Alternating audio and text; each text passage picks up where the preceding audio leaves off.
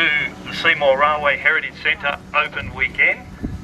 Fantastic turnout early on, and we're very pleased to see you all here.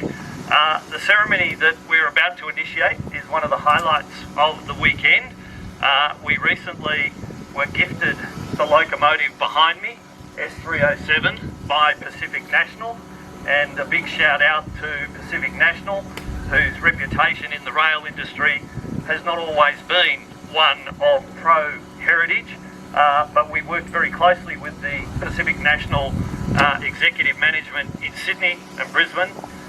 It was a long process, 16 months, but it culminated in them gifting S307 outright to the Seymour Railway Heritage Centre. That took place about a month ago. Of course, the locomotive was in Port Augusta. That's a long way from here. And then we had to find a way to get it back to Victoria. And that's where another rail industry corporate player in the form of SCT Logistics stepped up to the plate and assisted us by transferring the locomotive initially to Adelaide and then onwards to their depot at Altona. They did that free of charge, and we accordingly are indebted to both of those companies for being able to get this locomotive back to Victoria and into the heritage program here at Seymour. The configuration that you see with it back to back with its sister S-Class 303 is how we envisage using this locomotive in heritage, and that will be a welcome sight on the standard gauge network throughout Victoria and beyond. We look forward to that.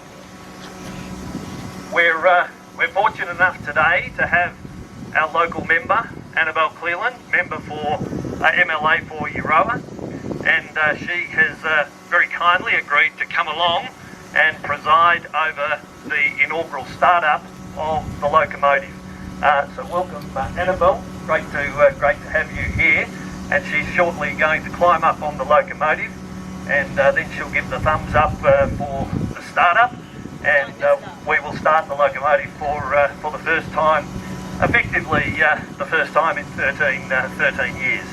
So welcome one and all, and welcome Annabelle.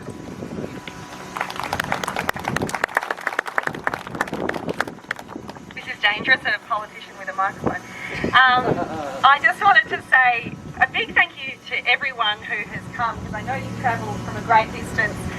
A few locals, but most of you have travelled possibly by train to get here. And without your support and dedication to coming to these sort of events is the reason why John and his team are able to invest in preserving these significantly important locomotives.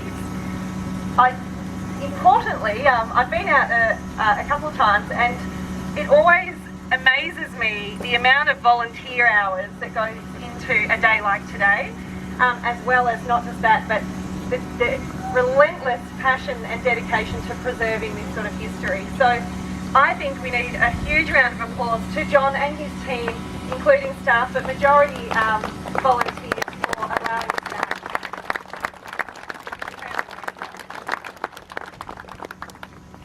Thank you very much for your kind words, Annabelle.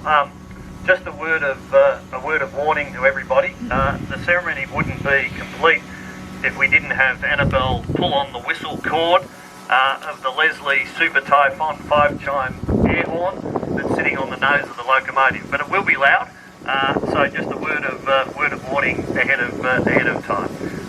Okay, we'll proceed with the ceremony. Oh my God!